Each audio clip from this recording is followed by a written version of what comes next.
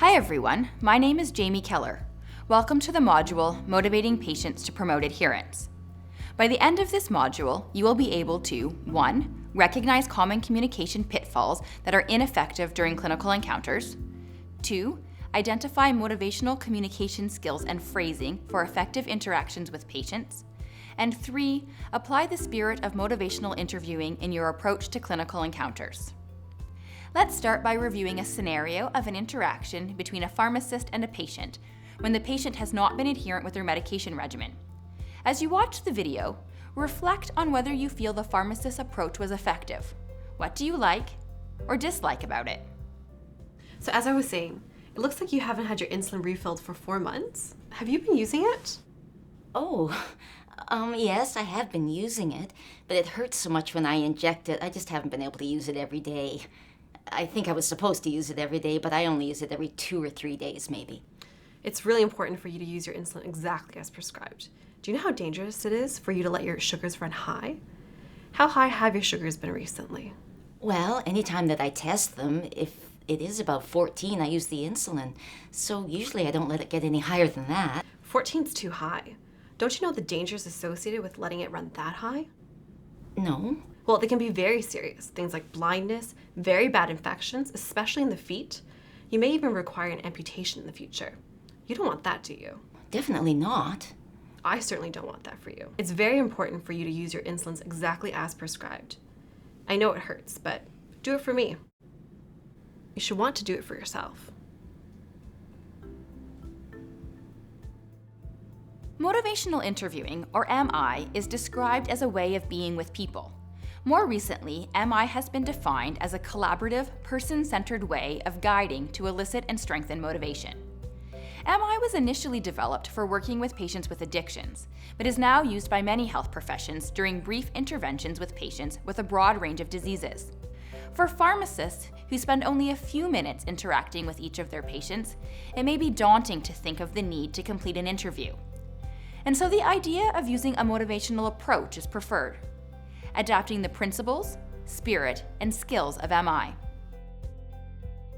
MI has a growing evidence base for effective clinical interactions, including improved adherence to medications, behavioral interventions, smoking cessation, reduction in alcohol and recreational drug use, and stress reduction. There is also evidence specifically describing a positive impact of pharmacists using MI with patients managing hypertension, diabetes, and other chronic diseases. In the scenario that we just saw, hopefully you were able to identify the pharmacist's need to jump in and give advice as being one of the contributing factors to an overall ineffective interaction. This need is called the righting reflex, or the urge to jump in to give advice and set things right before connecting with the person you're trying to help. This is very common among healthcare professionals who have the best intentions in wanting to direct their patients to the best course of action. However, this reflex may backfire by 1. Discouraging the patient from sharing their story, 2. Inadvertently shaming the patient for their lack of understanding or for their actions, 3. Pushing patients to be even more resistant to advice. The righting reflex fails to consider the patient's own motivations and beliefs. Some examples of the righting reflex we commonly hear sound like, "You have to take your medications as prescribed." "Don't you know that smoking is bad for you?" Or even, "I am sure that you would rather take your medication than end up in the hospital again." You may have heard yourself use similar statements during interactions, and reflecting on these times will help you to move forward toward more effective clinical interactions. At the heart of MI is empathy for the patient. The spirit of MI involves partnering with the patient and collaborating with them. The acronym OARS, OARS, describes the communication skills of motivational interviewing, which include 1. Open-ended questions, 2. Affirmations, 3. Reflection statements, and 4. Summary statements. Though you may already use some or all of these skills during interactions day to day, using them in a guiding style is how they can enhance effectiveness in communication. There should be a balance of these skills throughout interactions, without an overemphasis on peppering the patient with questions.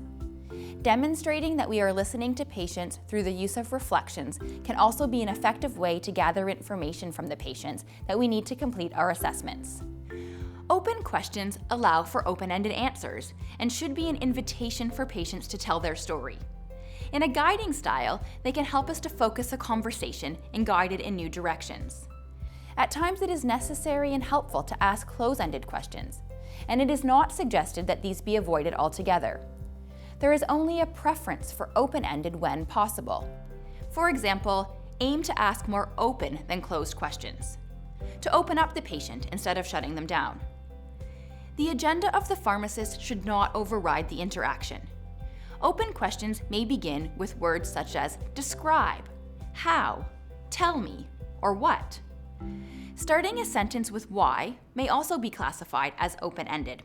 However, caution is required using this stem, as many sentences starting with why can end up sounding judgmental. Affirmations need to be specific to the patient and highlight something that the pharmacist appreciates about them. An affirmation might credit an effort a patient is making. You have really committed a lot of thought to this.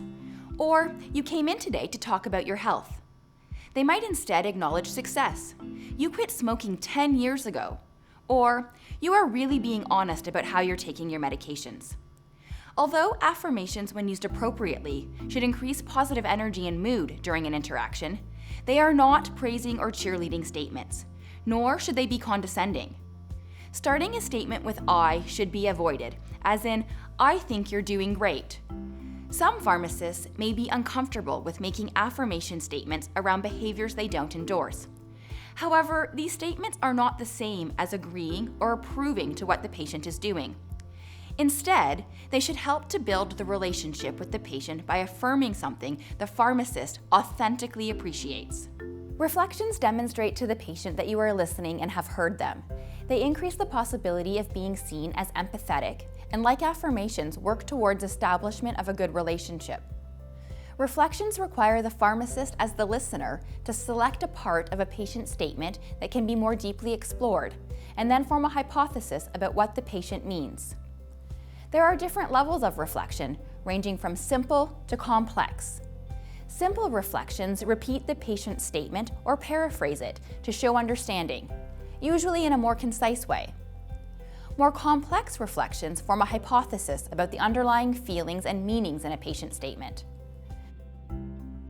Reflection statements may start with something like, it sounds like, or so you, in the beginning.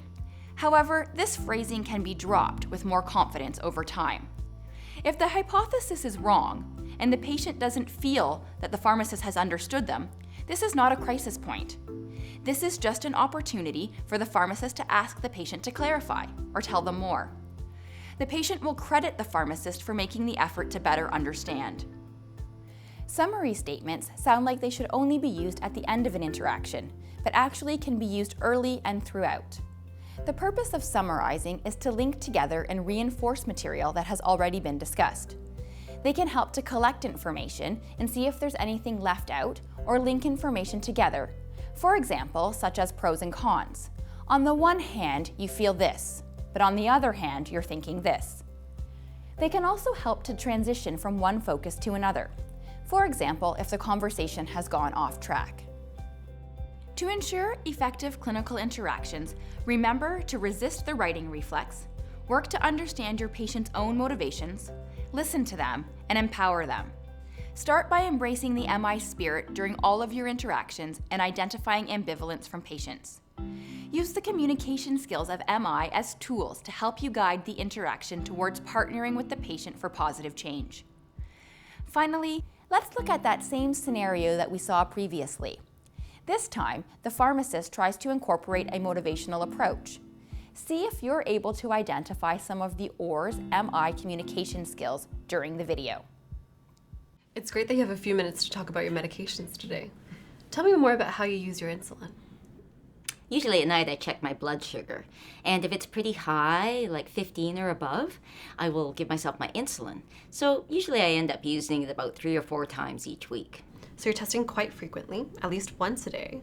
You are injecting insulin when you feel like your blood sugars are high, 15 or more. And how do you think your insulin's been working for you recently? Pretty good, I think, because my sugars aren't above 14 every day, so it must be working for a few days at least. So I would say it is pretty effective. So you've noticed some improvement in your blood sugars since starting the insulin. Yes, definitely. I really am committed to trying to be healthy. So tell me a little bit more about why you're using the insulin only when your blood sugars go up. I was supposed to use it every day at first, I think, and I was for the first week or so, but it started to hurt when I was injecting it here, so that's when I started to use it less often, thinking that maybe if I gave that spot a chance to heal, it wouldn't hurt so much. So you were feeling pain when you were injecting, and that's why you're using the insulin less often. Yes, it hurts a lot when I inject it, actually. So there are a few pieces here. You have seen some improvement with the initiation of the insulin.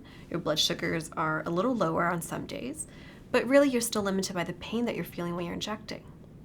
What did the doctor say when you talked about this with him? I actually haven't seen my doctor for a follow-up since starting my insulin, so I guess I really haven't had a chance to tell him that I'm not taking it every day like he prescribed it. I hope he understands. Do you think he'll be angry with me? Well, you're here today for your refill, and I'm hearing that you're very committed to your health and to getting your blood sugars under control.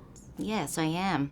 There are some options we can discuss to reduce the pain that you're feeling when you're injecting.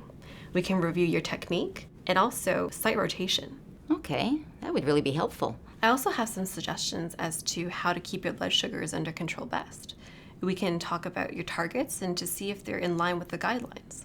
Okay, I think that would be good. I'm really glad I came in today. Thank you. Thank you. I'll give you a call next week to set up an appointment. Great, thank you. Take care. Now let's see how well you recognize effective versus ineffective approaches to motivation. Mr. BP is a 62-year-old man who is surprised to find out that the prescription he has handed to his pharmacist has another new medication for his hypertension. He is indignant and he just won't take it. He tells the pharmacist that his pills cause as many problems as they fix. The pharmacist starts to tell him about the risks of high blood pressure and to educate him about the side effects of his medication, hoping she can fix his views. In doing so, which type of communication is she demonstrating? A, correcting misinformation. B, writing reflex. C, developing discrepancy. Or D, empowering her patient. The correct answer is B, the writing reflex. Now let's try one more question. You have met with Miss Ash to discuss smoking cessation many times over the years. She finally decided to start nicotine replacement patches 2 weeks ago, and now comes into the pharmacy for follow-up. She has not completely quit smoking and admits to you that she still sneaks cigarettes when she's really stressed at work. During your conversation, you want to validate her efforts so far and make the statement, "You have cut back significantly and came in today for your follow-up appointment. You are being honest with yourself about how much you're smoking." This is an example of A, reflective listening, B, an open-ended question, C, change talk, or D, affirmation. The correct answer is D, affirmation. So remember, motivational interviewing is a way of being with people. It's a collaborative, person-centered form of guiding to elicit and strengthen motivation. Pharmacists, like other healthcare professionals, can use MI to benefit their patients. But like any other skill, it takes practice. I encourage you to give it a try. Best of luck.